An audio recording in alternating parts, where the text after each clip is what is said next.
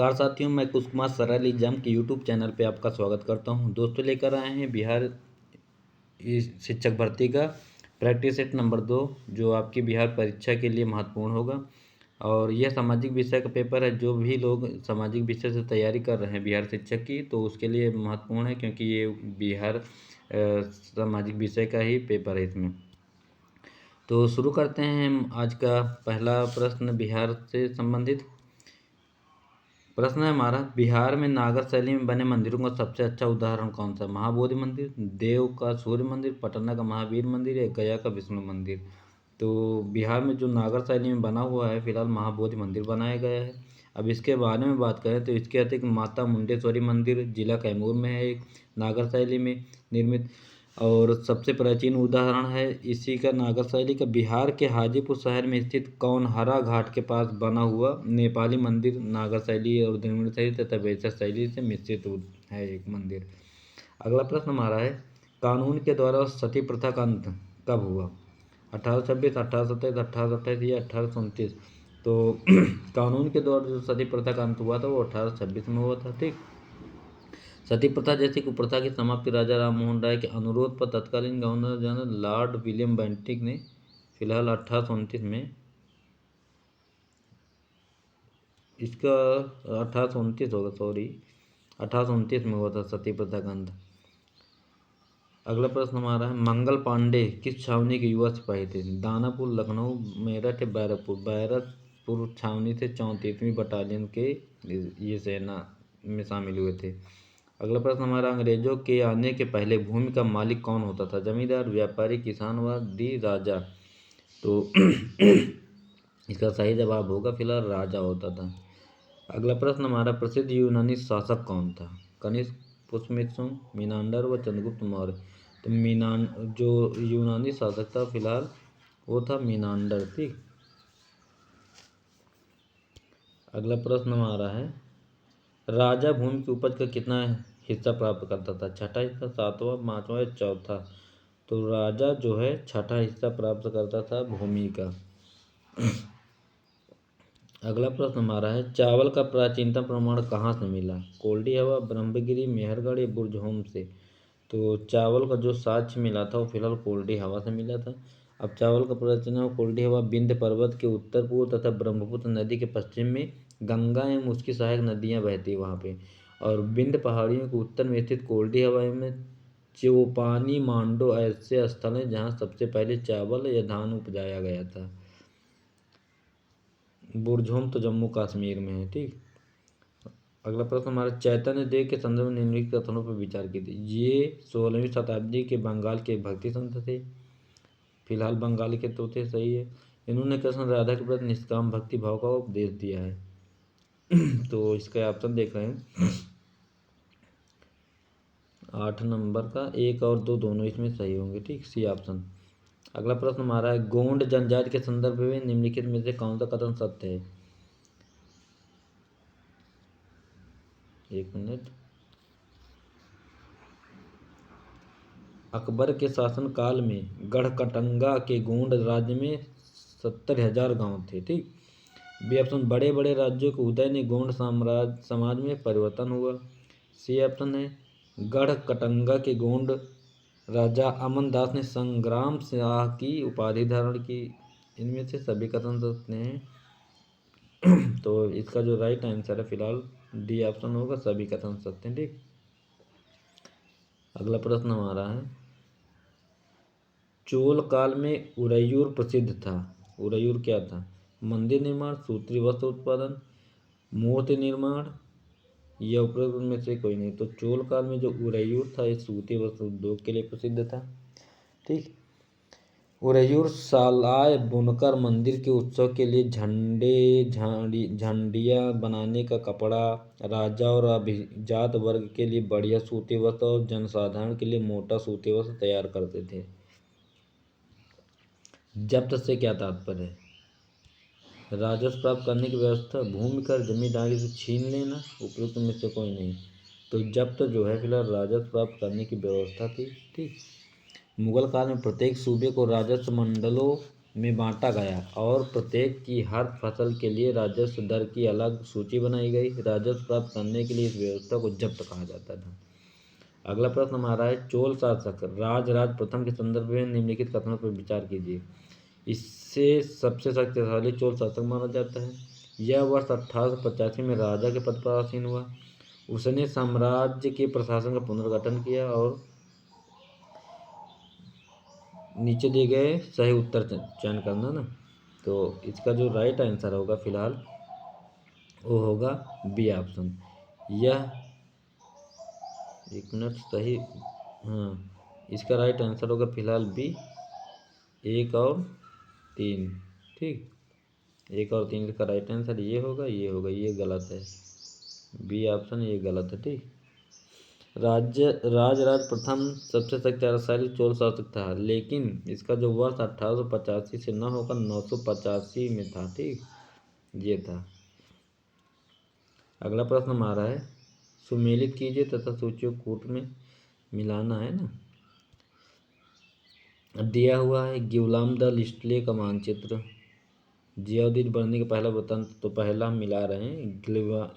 गिवलाम the लिस्टे का मानचित्र जो था 1720 में हुआ, और जियाउद्दीन बर्नी का पहला वृत्तांत जो 1356 में। ठीक, और अल इद्रीसी का मानचित्र जो है वो हुआ था 1154 में, और अमीर खुसरो 1318।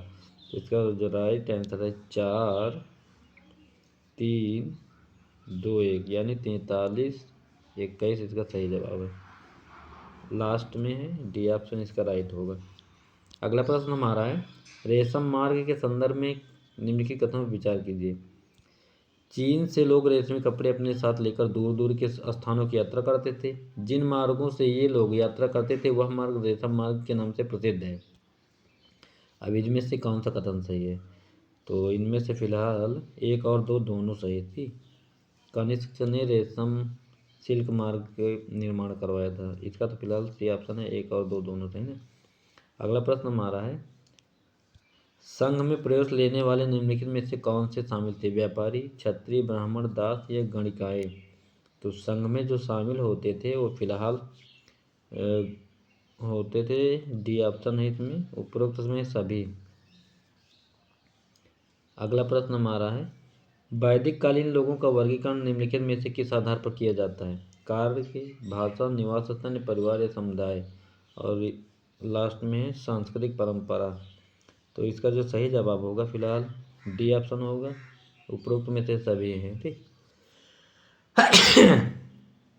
अगला प्रश्न हमारा है, मोहनजोदड़ो के विशाल स्नानागार के संदर्भ में कथनों पर विचार करना है। तो स्नानागार में चारों तरफ से उतरने के लिए सीढ़ियाँ बनाई गई थी। ठीक है, स्नानागार के तीनों ओर कमरे बनाए गए थे। तो इसमें सही जवाब क्या होगा? 17 का इसमें फिलहाल होगा ना तो 1 और ना तो डी होगा। ठीक, स्नानागार में 2 तरफ उतरने के लिए सीढ़ियाँ थी। ठीक, और चारों तरफ कमरे बनाए गए थे। इसमें भरने के लिए पानी कुएं से निकाला जाता था। उपयोग के बाद इसे खाली कर दिया जाता था। शायद यहाँ विशिष्ट नागरिक विशेष अवसरों का स्नान किया करते थे। ठीक, अवसर जब कोई मतलब तिथि त्यौहार होता था तो चारों तरफ सीढ़ियाँ नहीं थी, 2 तरफ थी और चारों तरफ कमरे थे। अगला प्रश्न हमारा है, निम्नलिखित कथनों पर विचार कीजिए। मेहरगढ़ आधुनिक पाकिस्तान में स्थित है। यह संभवतः वह स्थान है जहाँ के स्त्री पुरुषों ने इस इलाके में सबसे पहले जौ गेहूँ उगाया। बी ऑप्शन है, गर्तावास का मुख्य उपयोग ठंड के मौसम में सुरक्षित आवास के लिए होता था। तो इसका जो राइट आंसर है फिलहाल दोनों सही है, ए और बी दोनों राइट आंसर है। मेहरगढ़ आधुनिक पाकिस्तान में स्थित एक नवपाषाणिक स्थल है। मेहरगढ़ संभवतः वह स्थान है जहाँ से स्त्री पुरुषों ने इस इलाके में सबसे पहले गेहूँ और जौ उगाया था। बुर्ज होम आधुनिक कश्मीर से गर्तावासों का प्रयोग ठंड के मौसम में सुरक्षित निवास के लिए प्रयोग किया जाता था। ठीक, अगला प्रश्न हमारा है 18 के बाद 19 नंबर, ये रहा। इसमें पूछा है, कौन सा पूरा स्थल है जो पूरा पाषाणिक स्थल का प्रतिनिधित्व करता है? भीमबेटका, इनाम गांव, कुरनूल गुफाएं या हुंसगी? तो इसका जो राइट आंसर है फिलहाल सी ऑप्शन होगा, 1 3 4 होगा। ठीक, 1 3 4। अगला प्रश्न हमारा है दिया हुआ है, निम्नलिखित दो कथन दिए गए हैं जिनमें एक को कथन है और दूसरे को कथन कारण माना गया। तो कथन है हमारा, दक्षिण एशिया को प्रायः उपमहाद्वीप कहा जाता है। ठीक, कारण दिया हो, दक्षिण एशिया एक महाद्वीप से छोटा लेकिन सापेक्षिक रूप से विशाल है तथा बाकी एशिया से समुद्री पहाड़ियों तथा पर्वतों से बटा है। तो इसका जो सही जवाब होगा फिलहाल ए ऑप्शन होगा इसका। ठीक, दोनों कथन और कारण सही हैं इसके। अगला प्रश्न हमारा है, 1927 में मंदिर प्रवेश आंदोलन के अग्रणी नेता कौन थे? ज्योतिराव फुले, पेरियार, नारायण गुरु या भीमराव अम्बेडकर?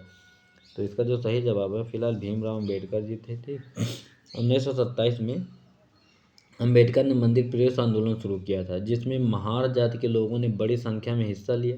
अम्बेडकर एक महार जाति में पैदा हुए थे। ठीक, बचपन से ही उन्होंने जाति भेदभाव देखा। स्कूल में उन्हें कक्षा के बाहर जमीन पर बैठना पड़ता था। उन्हें सवर्णों के बच्चों हेतु नलकों से पानी पीने की इजाज़त नहीं थी। ये व्यवस्था थी पहले की, समझे। छोटी जाति के लोग थे इसलिए उनको न साथ में पानी पी सकते न पढ़ सकते थे। यूरोपीय कंपनियां भारत आकर किसके बदले सूती और रेशमी कपड़े खरीदती थी? सोना, चांदी, तांबा और जस्ता। तो यूरोपीय कंपनियां जो चांदी के बदले कपड़े खरीदती थी। अगला प्रश्न हमारा है, 1856 में किस गवर्नर जनरल ने यह फैसला किया कि बहादुर शाह जफर आखिरी मुगल बादशाह होंगे? Lord Dalhousie, Lord Canning, Lord Mayo, Lord Lytton? तो इसका जो सही जवाब है फिलहाल लॉर्ड कैनिंग होगा। ठीक, 1856 में गवर्नर जनरल लॉर्ड कैनिंग ने यह फैसला किया कि बहादुर शाह जफर आखिरी मुगल बादशाह होंगे। इनकी मृत्यु के बाद उनके किसी भी वंशज को बादशाह नहीं माना जाएगा, उन्हें केवल राजकुमारों के रूप में मान्यता दी गई थी। तो लॉर्ड कैनिंग सही जवाब होगा। ठीक, नील की कटाई के बाद वहाँ पर किसकी खेती नहीं की जा सकती थी? गेहूँ, चाय, कहवा या धान? तो नील की खेती के बाद वहाँ धान की फसल नहीं उगाई जा सकती थी और 9/20 इसका भाग लगाया जाता था, नील की खेती में लिया जाता था किसानों से।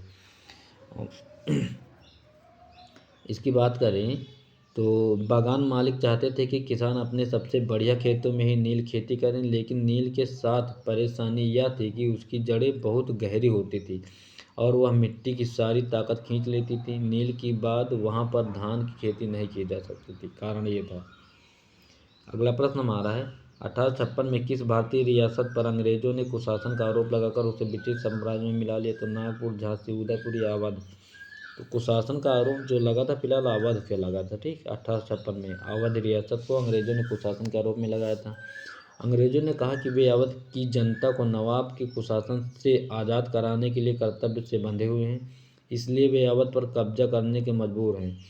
अपने प्रिय नवाब को जिस तरह से गद्दी से हटाया गया उसे देखकर लोगों में गुस्सा भड़क उठा और अवध के लोग में भी 1857 के महान विद्रोह शामिल किए गए।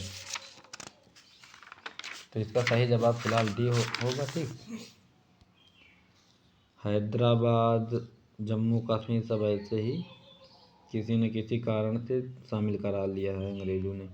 अगला प्रश्न हमारा है, प्लासी के युद्ध 1757 में नवाब सिराजुद्दौला को धोखा देने वाले उसके सेनापति का क्या नाम? मीर कासिम, मीर जाफर, मुंशी कुली खान या अली वर्दी का? तो इसका जो सही जवाब मीर जाफर था जिसने धोखा दिया था इसको 1757 की क्रांति में। रॉबर्ट क्लाइव ने यह कहकर मीर जाफर को अपने साथ मिला लिया कि सिराजुद्दौला को हटाकर उसे नवाब बना दिया जाएगा। प्लासी की जंग के बाद सिराजुद्दौला को मार दिया गया और मीर जाफर नवाब बना। कंपनी शासन की जिम्मेदारी संभालने को तैयार नहीं थी, बल्कि उसका मूल उद्देश्य तो व्यापार को फैलाना था।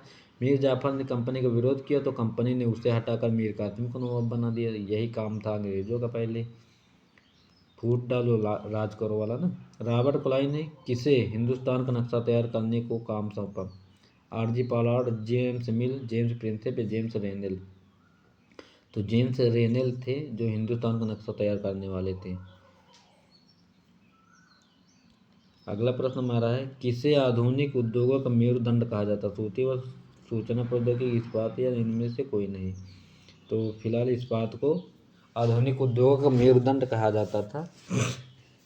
लगभग सारी वस्तुएं जिनका हम लोग उपयोग करते हैं वे या तो लोहा या इस्पात से बने हैं अथवा इन धातुओं से निर्मित औजारों और मशीनों से बने हैं। पोत, रेलगाड़ी, ट्रक और ऑटो अधिकांशतः इस्पात से बने होते हैं ना। निर्वाह कृषि को कितने एक मिनट निर्वाह कृषि को कितने वर्गों में वर्गीकृत किया जा सकता है? 2, 3, 4 या 5। तो निर्वाह कृषि को मुख्यतः 2 वर्गों में विभक्त किया जाता है। बता दें, जिसमें गहन निर्वाह कृषि और आदिम निर्वाह कृषि। गहन निर्वाह कृषि और आदिम, ठीक, आदिम निर्वाह कृषि, ठीक, ये 2 प्रकार की कृषि थी। भारत के किन क्षेत्रों में प्राकृतिक गैस पाई जाती है? जैसलमेर, कृष्णा गोदावरी डेल्टा, त्रिपुरा और मुंबई के अपतटीय क्षेत्र या उपरोक्त में से सभी। तो फिलहाल इन सभी जगहों पर यह सब तेल पाया जाता है, प्राकृतिक गैस, ठीक। अब बात करें इसकी, तो भारत में जैसलमेर, कृष्णा गोदावरी, त्रिपुरा और मुंबई में कुछ अपतटीय क्षेत्रों में गैस संसाधन है। विश्व के बहुत कम देशों के पास प्राकृतिक गैस के अपने पर्याप्त भंडार होते हैं। अगला प्रश्न हमारा निम्नलिखित कथनों पर विचार करना है। धात्विक खनिज अग्नेय और कायांतरित शैल समूहों जिनसे विशाल पठारों का निर्माण होता है में पाए जाते हैं। दूसरा है उत्तरी स्वीडन में तांबा, ओंटारियो कनाडा में लोहा और दक्षिण अफ्रीका में लौह अयस्क का निक्षेप पाए जाते हैं। तो इसका जो सही जवाब और दूसरा है, इसमें सी ऑप्शन और दिया है। खनिज ईंधन जैसे कोयला और पेट्रोलियम भी औषधीय स्तर में पाए जाते हैं। फिर है चौथा, फ्रांस के काकेशस प्रदेश में चूना पत्थर निक्षेप, जॉर्जिया और यूक्रेन में मैग्नीज निक्षेप पाए जाते हैं।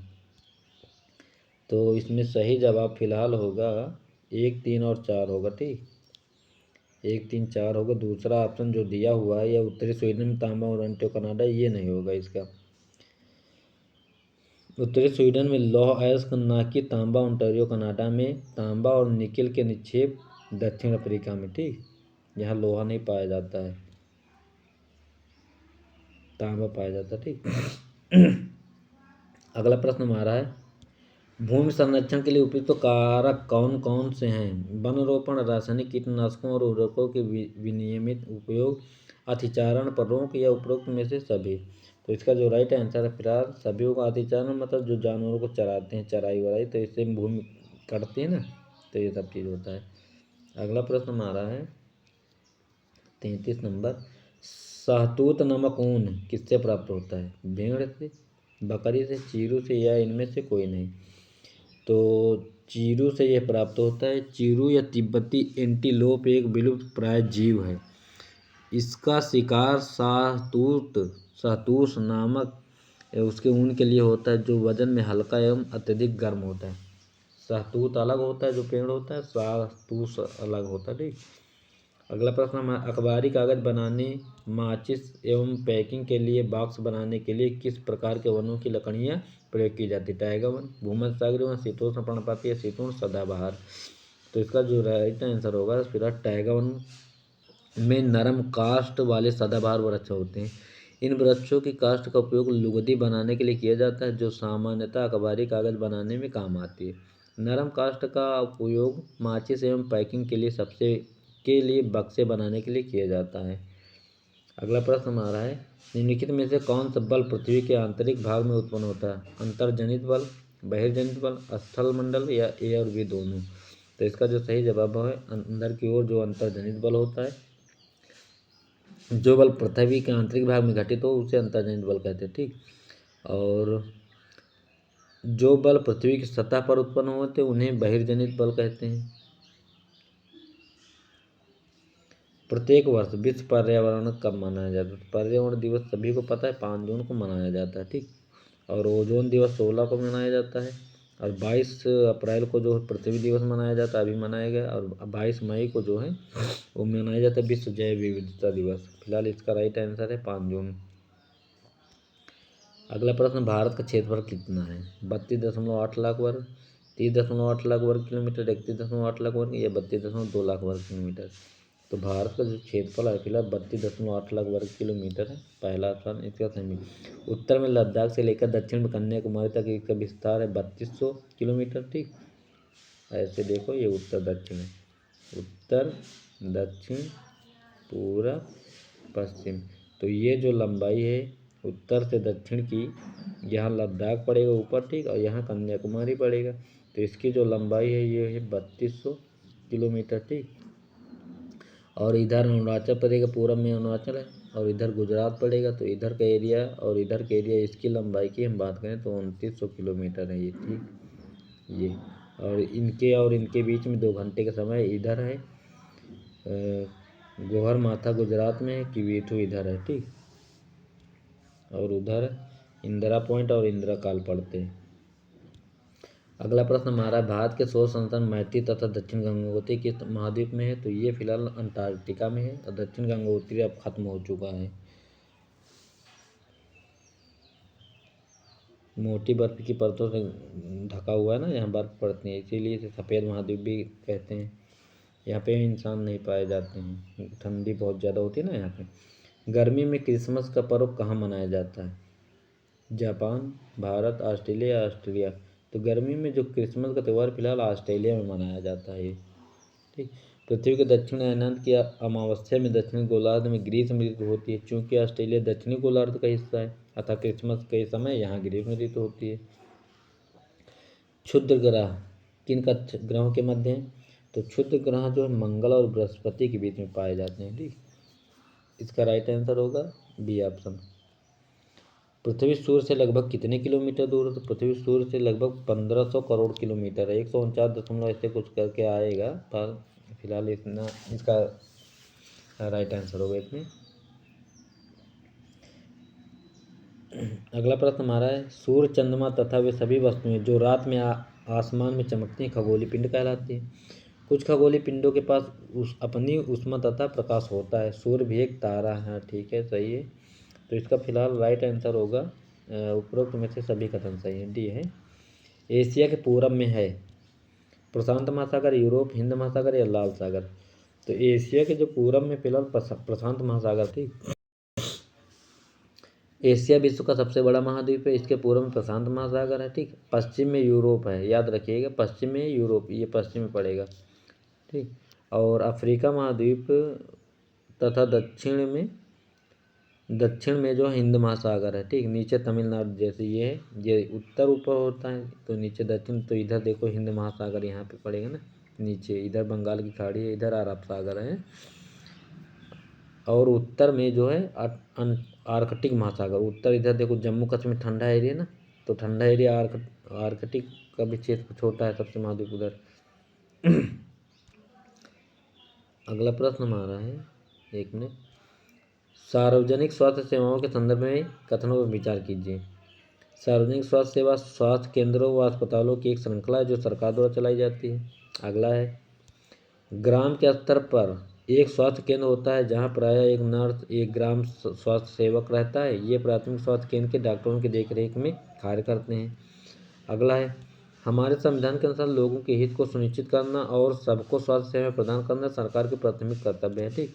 अगला है हमारा, सार्वजनिक स्वास्थ्य सेवाओं के लिए धन पूंजीपतियों द्वारा दिया जाता है। उपरोक्त में से कौन सा कथन असत्य पूछा है, गलत पूछा है?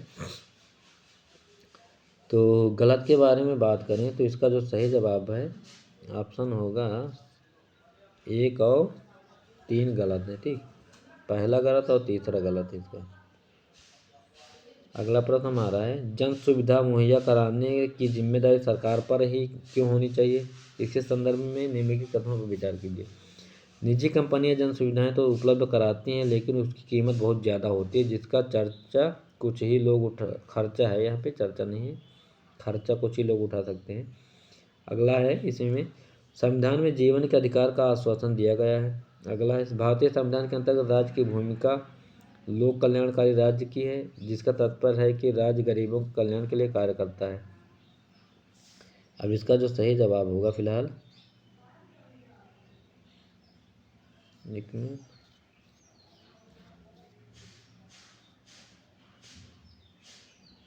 तैंतालीस की बात, सॉरी हमको 44 पढ़ाना है ये। भद्रावती लौह इस्पात उत्पादन केंद्र किस राज्य में है ना, भद्रावती पूछा, तो झारखंड, तमिलनाडु, कर्नाटक या छत्तीसगढ़? तो भद्रावती जो है फिलहाल ये कर्नाटक में पड़ता है, ठीक। भारत में प्रमुख लौह इस्पात झारखंड, उड़ीसा, छत्तीसगढ़ तथा कर्नाटक, तमिलनाडु में है। अगला प्रश्न हमारा, पवन ऊर्जा उत्पादन में संबंधित सांबा, तांबा, लांबा? तो पवन ऊर्जा के लिए फिलहाल लांबा है, ये गुजरात में पड़ता है, यहाँ हम घूमने भी गए हैं लांबा, ठीक। यहाँ पे एक बहुत बढ़िया मंदिर है, जहाँ जाओ तो फिलहाल पूरा दिन तो लग जाता है, बट बहुत अच्छा लगता है वहाँ पे। तेज बहते हुए पवन से ऊर्जा का उत्पादन होता है यहाँ पे। देश के गुजरात, तमिलनाडु, महाराष्ट्र, आंध्र प्रदेश, कर्नाटक इसके दोहन की अच्छी संभावना है। रेड डाटा बुक क्या होता है? विलुप्त हो रही प्रजातियों की सूची, भारत के वनों की सूची, भारत के सभी पशुओं की सूची, भारत में सभी पक्षियों की सूची। तो रेड डाटा बुक है जो फिलहाल विलुप्त हो रही प्रजातियों की सूची, इसका पहला ऑप्शन सही होगा। अगला प्रश्न हमारा है, भूमि भारत में भूमि उपयोग संबंधी आंकड़े कौन रखता है? भूगर्भ विज्ञान, भू राजस्व विभाग, गृह विज्ञान या चिकित्सा विभाग? तो भूमि से संबंधित जो चीज़ है तो भू राजस्व विभाग ही रखेगा। साइलेंट वैली किसे कहते हैं? पश्चिमी घाट, पूर्वी घाट, पश्चिमी घाट, कृष्णा घाट या कैवरी? तो साइलेंट वैली जो है फिलहाल पश्चिमी घाट केरल को कहते हैं। अगला प्रश्न हमारा है, बढ़ती जनसंख्या के कारण हो रहा है वृक्षों का तेजी से कटाव, भवनों का निर्माण, आधारभूत संरचना का निर्माण, उपरोक्त में से सभी। फिलहाल इसका जो राइट आंसर होगा फिलहाल सभी होगा। वृक्ष काटे जा रहे हैं, घर बनाए जा रहे हैं, भवन निर्माण होता है, सभी होता है। वायुमंडल की सबसे कम मोटी वाली परत कौन सी है? समताप मंडल, क्षोभ मंडल, वायुमंडल या मध्य मंडल? तो वायुमंडल की सबसे कम मोटाई वाली होती है क्षोभ मंडल होती है। यह वायुमंडल की सबसे निचली और महत्वपूर्ण परत है। मौसमी घटनाएं, बिजली गिरना ये सभी इसी में होता है। जलवाष्प एवं धूलकण अधिक मिलते हैं इसमें। समताप मंडल में वायुयान उड़ाए जाते हैं, ठीक। ओजोन परत भी पाई जाती है इसी में, समताप में। क्रोड है पृथ्वी की ऊपरी परत, पृथ्वी की निचली परत, खनिज तेल या ठोस पदार्थ? तो क्रोड है जो पृथ्वी की निचली परत को कहते हैं। यह पृथ्वी का केंद्रीय भाग है जिसमें निकिल एवं फेरस तत्वों की प्रधानता होती है, ठीक, जिसे निफे कहते हैं, ऐसे ना, निकिल और फेरस। इसे दो भागों में बांटा गया है जिसमें ऊपरी क्रोड तरल अवस्था में तथा निचली क्रोड ठोस अवस्था में होता है। अगला प्रश्न हमारा है, कर्क रेखा है 90 अंश उत्तरी अक्षांश, 23.5 अंश उत्तरी अक्षांश, 23.5 अंश दक्षिणी अक्षांश, दक्षिणी ध्रुव? तो इसका जो राइट आंसर है फिलहाल 23.5 अंश उत्तरी अक्षांश होता है कर्क रेखा। अगला प्रश्न हमारा, सौर परिवार का मुखिया कौन सा है? पृथ्वी, चंद्रमा, सूर्य या नक्षत्र? तो सौर परिवार का मुखिया जो है सूर्य है, इसी से सभी ग्रहों की उत्पत्ति हुई है। अगला प्रश्न हमारा है 54 नंबर, दुनिया भर की औरतें अपने संघर्षों को ताज़ा करने और जश्न मनाने के लिए 8 मार्च को अंतर्राष्ट्रीय महिला दिवस मनाती हैं, ठीक। संयुक्त राष्ट्र द्वारा घोषित 17 सतत विकास लक्ष्यों में सतत विकास लक्ष्य 4 गुणवत्तापूर्ण शिक्षा रखा गया है। तो इसका सही जवाब होगा फिलहाल सी ऑप्शन होगा। 1 और 2 दोनों सही इसमें, ठीक। 54 के बाद ही 55 नंबर आएगा। 55 नंबर में हमने बताया था, इसका फिर से पढ़ के बता रहे हैं। इसका सही जवाब होगा सी ऑप्शन, हम बताए थे ना 55 में, ये सी 1 और 3 इसमें होगा। और 55 के बाद 56 नंबर आएगा। तो 56 में फिलहाल 1 मिनट, 54 55 में रुको, 55 में एक गलत है, सॉरी। सार्वजनिक स्वास्थ्य स्वयं के लिए धन पूंजीपतियों द्वारा दिया जाता है, ये गलत ऑप्शन है, डी ऑप्शन होगा, ठीक। इसके बाद आएगा 56 नंबर। 56 में जन सुविधाएं मुहैया कराने की जिम्मेदारी सरकार पर ही क्यों होनी चाहिए? इसका जो राइट आंसर है 56 का डी ऑप्शन होगा। इसमें कहाँ गया, इनमें से कोई नहीं होगा, ठीक, ये होगा। अगला प्रश्न हमारा, भारत में कानून निर्माण प्रक्रिया के संबंध में निम्नलिखित में विचार कीजिए। भारत में कानून निर्माण करने वाली सर्वोच्च संस्था संसद है। संसद समाज के विभिन्न समूहों द्वारा किसी कानून के निर्माण को लेकर उठ रही मांग के प्रति संवेदनशील होती है। कानून निर्माण के प्रथम चरण में संसद के किसी भी सदन में एक विधेयक लाया जाता है। विधेयक को कानून बनाने के लिए सिर्फ दोनों सदनों की मंजूरी चाहिए, राष्ट्रपति की नहीं। ऐसा तो गलत है, राष्ट्रपति सबसे लास्ट में करता है तभी कानून बनता है, विधेयक पास हो जाता है ना। तो फिलहाल इसका जो राइट आंसर होगा 57 का वो होगा सी ऑप्शन, ठीक। इसमें पूछा कौन सा है, कथन गलत पूछा, तो सी होगा ये वाला लास्ट वाला। ये जो है राष्ट्रपति की अनुमति होगी तभी होगा कानून विधेयक बनेगा, ठीक। इसके सिग्नेचर नहीं होंगे तो कुछ नहीं होगा। अगला प्रश्न हमारा है, लोकतंत्र में हम अपने नेता खुद चुनते हैं ताकि हमारी ओर से वे सत्ता का जिम्मेदार के साथ इस्तेमाल कर सकें। कथन दिया है, लोकतंत्र में प्राय संविधान ही ऐसे नियम तय करता है जिनके द्वारा राजनेताओं के हाथों सत्ता के दुरुपयोग को रोका नहीं जा सकता। तो इसका जो कथन है एक सही होगा। अगला प्रश्न हमारा है, कथन दिया हुआ है, केंद्र और राज्य सरकार जनजातीय आबादी वाले क्षेत्र में विशेष योजनाएं लागू करती हैं। कारण दिया हुआ संविधान में जनजातियों हेतु विशेष प्रावधान किया गया है। ठीक, तो इसमें जो कथन और कारण दोनों हैं फिलहाल सही हैं। अगला प्रश्न हमारा है, डोंगरिया कोंड जनजाति पाई जाती है कालाहांडी उड़ीसा, बोत्सवाना अफ्रीका, हिमालय कांगड़ा या उत्तराखंड अल्मोड़ा। तो यह जनजाति है फिलहाल जो है कालाहांडी उड़ीसा में पाई जाती है। ठीक, डोंगरिया कोंड के डंगरिया कंधा के नाम से भी जाना जाता है। यह उड़ीसा के न्यामगिरी पहाड़ी श्रृंखला में पाई जाती है। डोंगरिया नाम डोंगर शब्द से लिया गया है जिसका अर्थ होता है पहाड़ी ढलानों पर कृषि भूमि से। यह समुदाय स्वयं को झरनी कहते हैं अर्थात जल क्षेत्र का रक्षक। यह पर्वत न्यामगिरी इस समुदाय का पवित्र पर्वत माना जाता है। ठीक, अगला प्रश्न हमारा, सर्वोच्च न्यायालय कहाँ स्थित है? कोलकाता, नई दिल्ली, चेन्नई या लखनऊ। तो सर्वोच्च न्यायालय सभी को पता है दिल्ली में स्थित है। अगला प्रश्न, रोलेट एक्ट के संदर्भ में कथनों पर विचार करना है तुम्हें। तो यह ब्रिटिश सरकार को सशक्त बनाती थी। इसका भारतीयों ने समर्थन किया। यह 10 मार्च 1919 को लागू हुआ। और चौथा, इसमें बिना मुकदमा चलाए किसी को गिरफ्तार किया जा सकता है।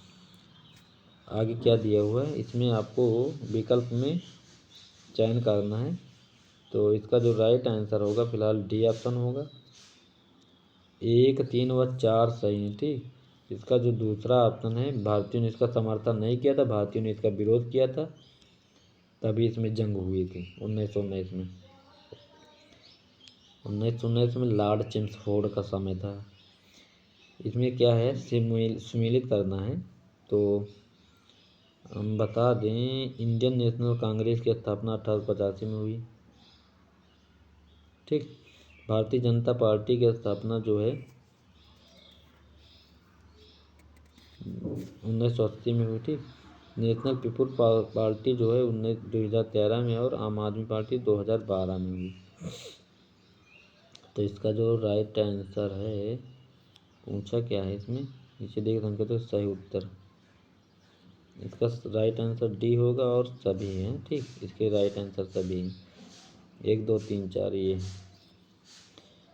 अगला प्रश्न हमारे, भारतीय संसद में शामिल हैं राष्ट्रपति, राज्यसभा, लोकसभा, उपराष्ट्रपति। तो भारतीय संसद में जो शामिल है फिलहाल उपराष्ट्रपति नहीं होता और ऊपर के तीनों ये होते हैं। 1, 2, 3 है क्या ये। अगला प्रश्न हमारा है, आंध्र प्रदेश राज्य पुनर्गठन के बाद तेलंगाना भारत का राज्य कब बना? 2 जून 2014, 2 जून 2015 या 2 जून 2016। फिलहाल ये 2 जून 2014 को बना था। इसका राइट आंसर यही होगा। अगला प्रश्न हमारा, 29वां राज्य बना था तेलंगाना। ठीक, धर्म, नस्ल, जात, लिंग और जन्मस्थान के आधार पर विभेद नहीं किया जा सकता, यह अधिकार है। नीति निर्देशक तत्व, मूल अधिकार, मूल कर्तव्य, इनमें से कोई नहीं है। तो इसका जो राइट आंसर है फिलहाल मूल अधिकार का हिस्सा है।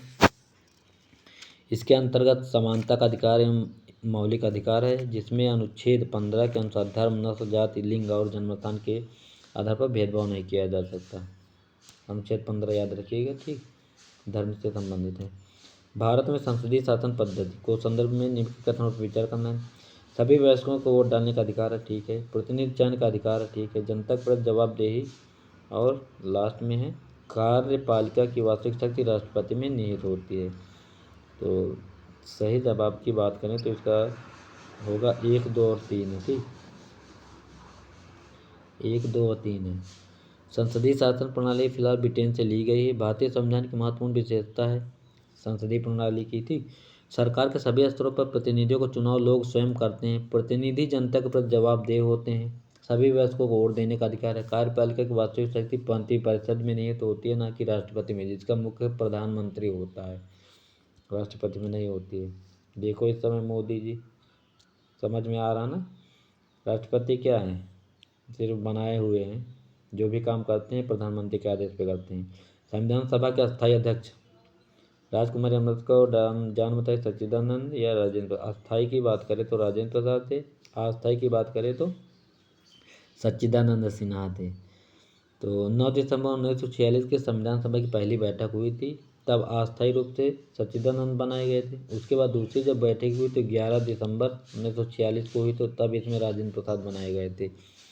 संविधान सभा की अंतिम बैठक 24 जनवरी 1950 को हुई, जिसमें 1950 को संविधान पूर्ण रूप से लागू हो गया था। इसका राइट आंसर फिलहाल डी है। कौन सा अधिकार मौलिक अधिकार में शामिल किया गया है? समानता का अधिकार, धर्म, जाति, लिंग, नस्ल के आधार पर भेदभाव, या निषिद्ध अभिव्यक्ति का प्रतिबंध। तो इसका जो राइट आंसर है फिलहाल ऑप्शन इसकी किधर है, 1 और 2 दोनों सही होंगे इसमें। अगला प्रश्न हमारा है, निम्नलिखित में से कौन सा बाजार का प्रारूप नहीं है? साप्ताहिक बाजार, स्थानीय बाजार, शॉपिंग मॉल कॉम्प्लेक्स या उत्पाद व उपभोक्ता। तो इसका जो राइट आंसर फिलहाल होगा डी ऑप्शन, उपभोक्ता या उत्पादक व उपभोक्ता होगा। अगला प्रश्न हमारा है, 19वीं शताब्दी में शिक्षा के क्षेत्र में नवाचार हुआ, कारण दिया सामाजिक जागरूकता में वृद्धि हुई, ये कथन था और ये इसका कारण था। तो इसका जो राइट आंसर फिलहाल दोनों सही, कथन और निष्कर्ष दोनों सही व्याख्या भी करते हैं। अगला प्रश्न हमारा कथन दिया हुआ है, स्वास्थ्य सेवाएं प्रदान करना सरकार का प्राथमिक कर्तव्य है, कारण दिया हुआ है सरकार को प्रत्येक व्यक्ति के जीवन के अधिकार की रक्षा करनी होती है। नीचे दिए गए कोड का प्रयोग करते हुए सही विकल्प का चयन कीजिए। तो इसका जो राइट आंसर फिलहाल होगा, दोनों कथन और कारण इसमें दोनों सही संबंधित है।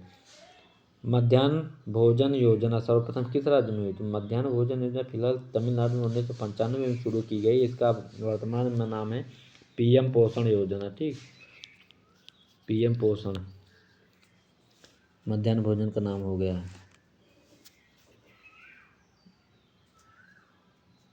अगला प्रश्न हमारा है, कृषि प्रधान देश होने के बावजूद भी यहाँ के किसान विभिन्न समस्याओं से ग्रसित है, इसके संदर्भ में कथनों पर विचार करना।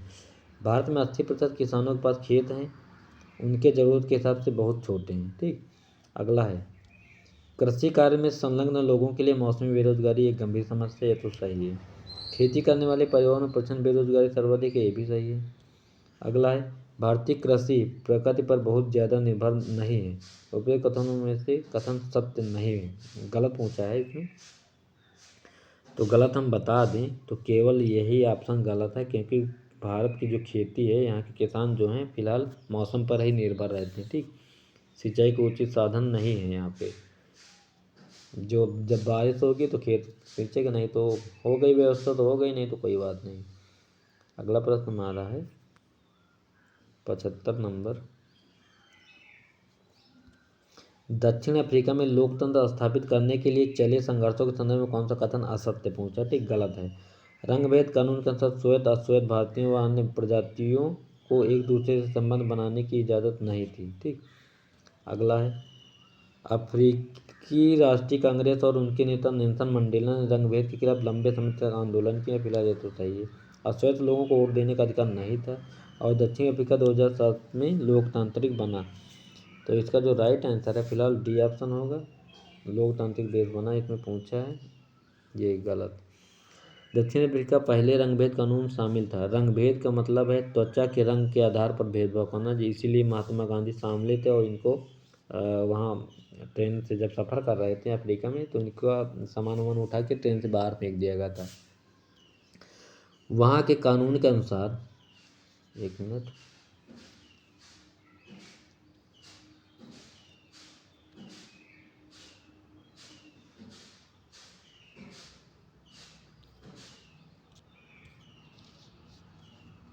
ये क्या हो गया यार,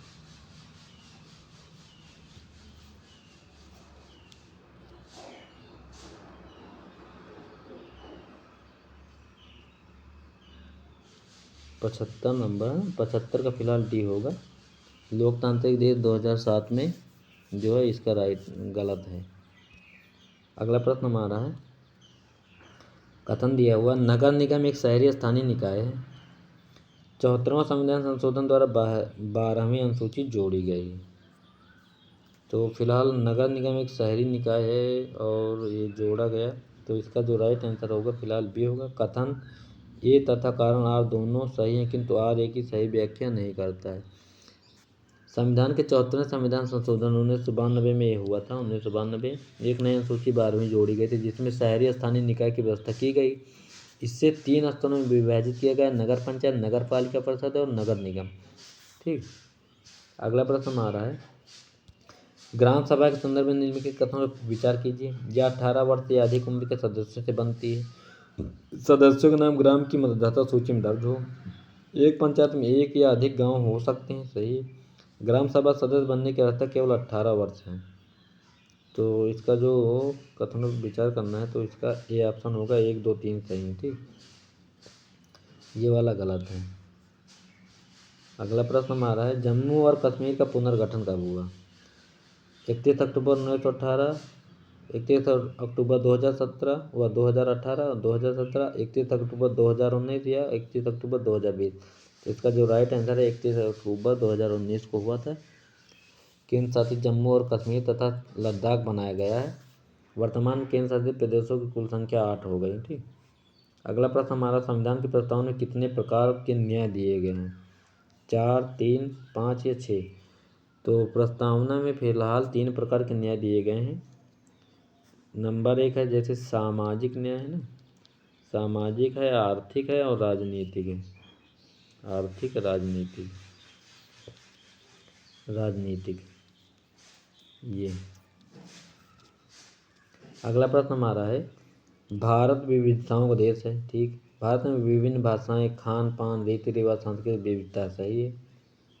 निम्नलिखित कूटों पर प्रयोग करते हुए सही विकल्प चयन कीजिए। तो सही विकल्प फिलहाल इसका ए होगा, दोनों कारण और कथन दोनों सही हैं इसके। ठीक, तो इसका राइट आंसर है ए। तो ये थे सामाजिक विषय से संबंधित 80 महत्वपूर्ण प्रश्न जो बीपीएससी की तैयारी करते हैं, टियर 3 के लिए एग्जाम जिसका है, उसके महत्वपूर्ण प्रश्न थे। उम्मीद है कि यह वीडियो आपको पसंद आया होगा और सभी जो भी इससे बीपीएससी की क्लास कर रहे हैं उनसे निवेदन है कि इस क्लास को ज़्यादा से ज़्यादा शेयर करें अपने दोस्तों तक।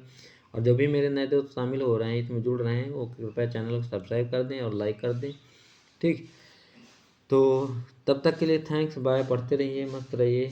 अगली क्लास हमारी कल सुबह होगी मॉर्निंग में करंट अफेयर की। और जिसको भी पीडीएफ के लिए जुड़ना है तो सरल एग्जाम करके टेलीग्राम चैनल है हमारा, सरल एग्जाम करके जिस नाम से ये चैनल चलता है यूट्यूब का, उसी नाम से सरल एग्जाम करके टेलीग्राम चैनल है। जो भी हम पढ़ाते हैं उसका पीडीएफ आपको 1 घंटे बाद उससे मिल जाएगा।